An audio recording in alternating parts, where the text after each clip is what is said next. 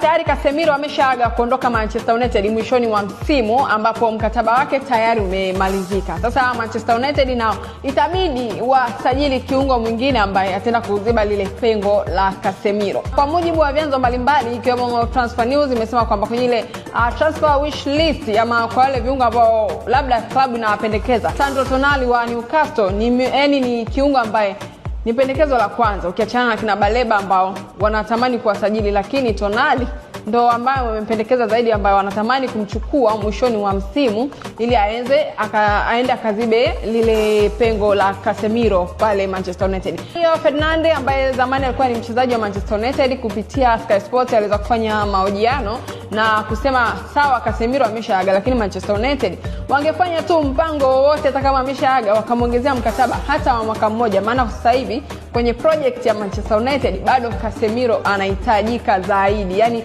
Manchester United bado inamtaka Casemiro zaidi. Hiyo ni kwa mujibu wa Rio Ferdinand. Unahisi Tonali anaweza kaja kuwa ni mrithi sahihi wa Casemiro ama Manchester United wafanye kile ambacho pengine Rio Ferdinand ameweza kukipendekeza kwamba wazungumze na Casemiro aweze kumwongezea hata mkataba wa mwaka mmoja aendelee kusalia Manchester United?